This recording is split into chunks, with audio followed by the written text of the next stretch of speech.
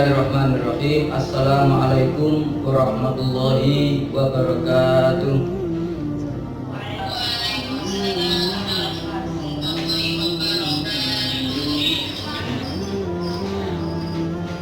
Alhamdulillah, tsumma alhamdulillah, la haula wala quwwata illa billah. Asyhadu an la ilaha illallah wahdahu la syarikalah wa asyhadu anna Muhammadan abduhu wa rasuluhu alladzi la nabiyya ba'da. Allahumma shalli wa sallim wa barik ala Muhammadin wa ala alihi wa sahbihi ajmain. Qala Allah ta'ala fil Qur'anil Karim, a'udzu billahi minasyaitonir rajim. Bismillahirrahmanirrahim. Wa auha rabbuka ilan nahli an ittakhidhi minal jibali buyutan wa minasy syajari wa mimma ya'rishun.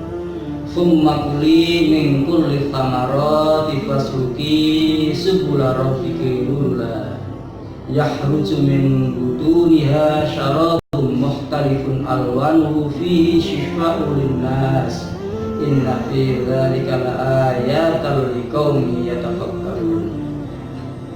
Anak-anak sekalian yang saya cintai, alhamdulillah pada pagi yang berbahagia ini kita masih diberikan oleh Allah nikmat sehat sehingga kita bisa melaksanakan aktivitas kita thalabul ilmi. Pada pagi yang berbahagia ini mari kita sama-sama belajar terus menimba ilmunya Allah Subhanahu wa taala yang sangat luas, ilmu yang sebanyak-banyaknya kita miliki bila dibandingkan dengan ilmunya Allah, maka laksana kita mencelupkan jemari kita di tengah air laut. Seberapa banyak yang kita peroleh, maka setetes itu hanyalah ilmu yang paling banyak yang dimiliki manusia dibandingkan dengan ilmunya Allah Subhanahu wa taala. Pada kesempatan yang berbahagia ini Allah Subhanahu wa taala memberikan kesempatan kepada kita untuk belajar kembali dari makhluk ciptaan Allah, yakni yang berupa lebah atau madu. Makhluk Allah yang bernama lebah ini luar biasa. Namanya juga diabadikan oleh Allah menjadi salah satu nama surat, yaitu surat An-Nahl, surat yang ke-16. Tentu ada ibroh, pelajaran yang bisa kita ambil dengan lebah ini. Oleh karena itu tadi sudah saya sampaikan satu surat atau dua ayat di surat An-Nahl, yakni ayat yang ke-68 dan 69. Wa auha rabbuka ilan nahli an ittakhidhi minal jibali buyutan wa minasy syajarati mimma ya'rishun. Bahwa Allah telah mewahyukan atau memerintahkan kepada lebah itu untuk membuat rumah di bukit-bukit, di pohon-pohon, atau di tempat-tempat yang dibangun oleh manusia. Summa kuli min kulli thamarat, maka kemudian Allah memerintahkan kepada lebah itu untuk memakan dari tumbuh-tumbuhan, tanaman-tanaman. Maka kemudian dia mengeluarkan dari perutnya itu berupa madu yang berwarna-warni, dan semua itu adalah sebagai sifat ulinnas, sebagai obat, makanan dan obat untuk manusia. Anak-anak sekalian, mari kita belajar dari sifat lebah. Minimal sifat lebah yang bisa kita contoh sesuai dengan hadis Rasulullah SAW. Beliau mengibaratkan inna mathalal mu'minil kamathalin nahlati. Sesungguhnya orang beriman itu seperti perumpamaan lebah. Akalat thayyiban, dia tidak makan kecuali hal-hal yang baik. Wa wadu'at thayyiban, dan dia mengeluarkan dari perutnya itu juga hal-hal yang baik. Wa waqa'at falam tuksar, walam tufsad, dan apabila dia hinggap atau tinggal di tempat itu, maka dia tidak memecahkan atau mungkin mematahkan ranting dan juga tidak merusak. Minimal ada 4 yang bisa kita contoh dari sifat lebah ini. Sesuai dengan hadis Rasulullah, beliau mengumpamakan bahwa perumpamaan orang beriman itu seperti lebah. Yang pertama, lebah itu tidak makan kalau tidak yang baik-baik saja yang dimakan. Orang beriman juga demikian, makannya tidak sembarang, sudah ada ketentuan yang jelas. Kulu wasrobu, makan dan minumlah.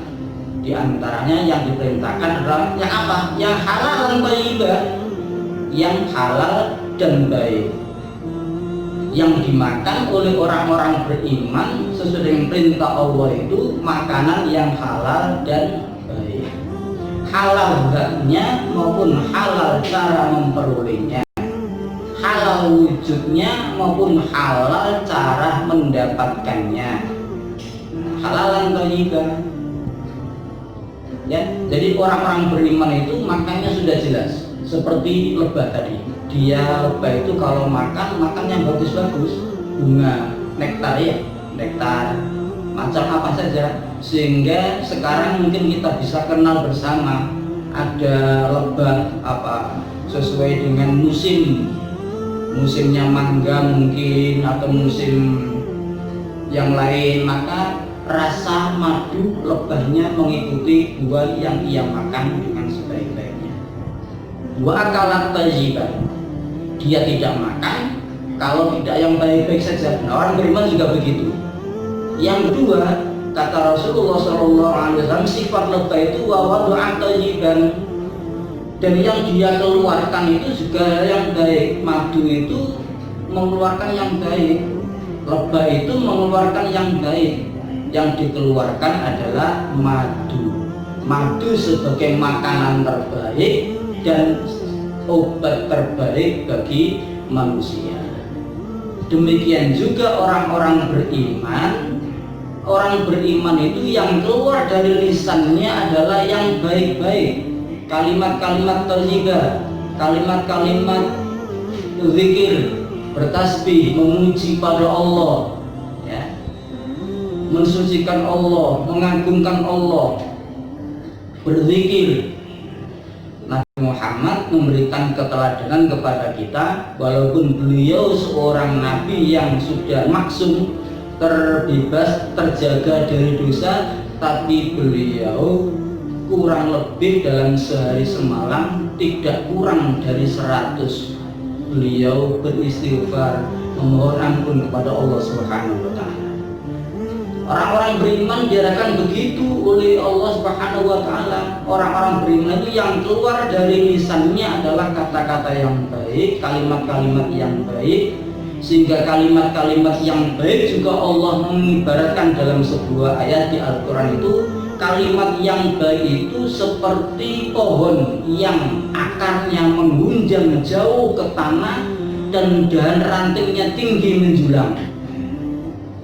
Banyak Allah Subhanahu wa Ta'ala memberikan ibarat perumpamaan kepada kita, belajar kepada alam sekitar, belajar lewat hewan, belajar lewat tanaman, tumbuhan dan sebagainya.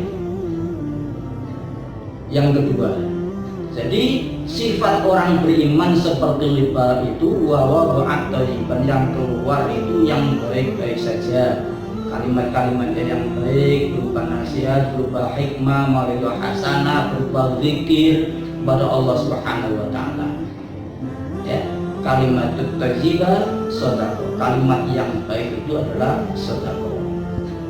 Yang ketiga, sifat lebah itu wa waqa'at falam takfar walam tufsad.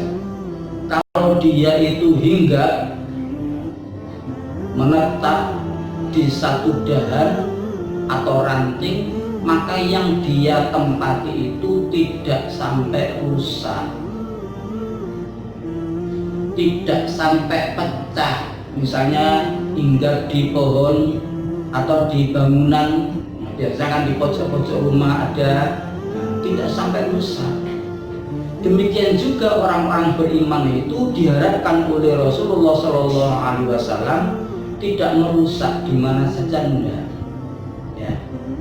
Apalagi dalam posisi yang seperti ini kita harus bisa menjaga keseimbangan alam. Di Indonesia ini biasanya kalau sudah musim hujan tiba, maka identik dengan banjir, identik dengan tanah longsor dan lain sebagainya. Mengapa? Karena sudah tidak ada keseimbangan alam yang seharusnya dijaga. Membuang sampah di sembarang tempat, membuang sampah di kali, di selokan, ya, di sungai-sungai, sehingga mengakibatkan banjir. Tanah longsor, mengapa? Karena pohonnya banyak ditebangi sehingga tidak ada yang bisa menahan aliran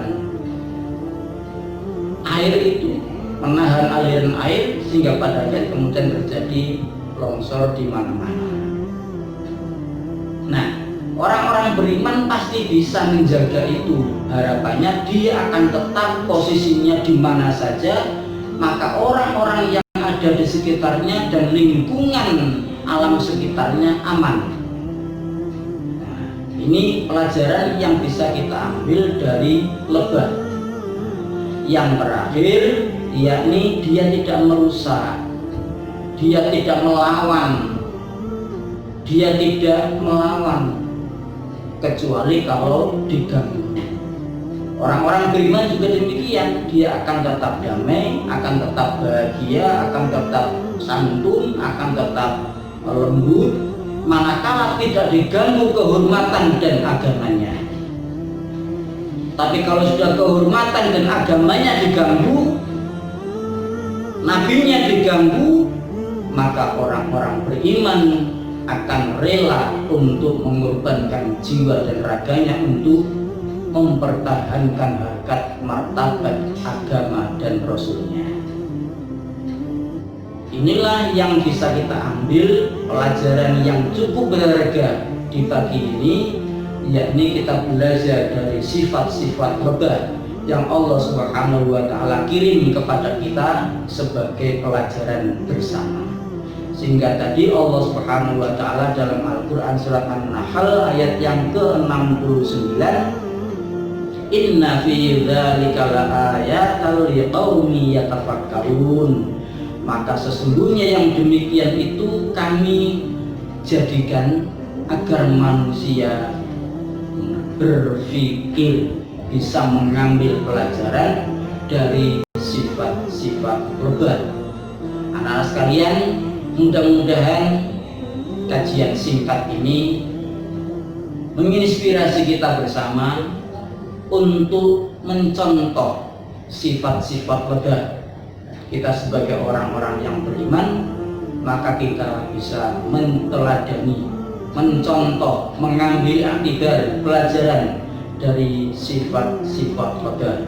Minimal ada 4. Yang pertama, tidak makan kecuali hal-hal yang baik, tidak atau mengeluarkan segala sesuatunya dengan baik-baik saja yang dikeluarkan, berkata-kata yang baik. Dan yang ketiga, dimanapun posisi kita, maka kita tidak pernah akan merusak. Dan yang keempat, kita akan mempertahankan diri kita dengan sebaik-baiknya dan membela dengan jiwa raga kita manakala kehormatan diri dan agama kita diganggu. Itu barangkali yang bisa kami sampaikan. Mudah-mudahan Allah Subhanahu wa Ta'ala senantiasa membimbing kita, memberikan petunjuk kepada kita semuanya. Terima kasih. Assalamualaikum warahmatullahi wabarakatuh.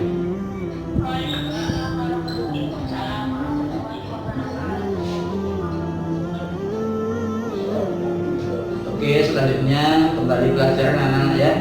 Semangat untuk mengikuti persiapan penilaian akhir semester. Insya Allah dimulai hari Senin. Tetap semangat dan berikan yang terbaik untuk diri kita masing-masing.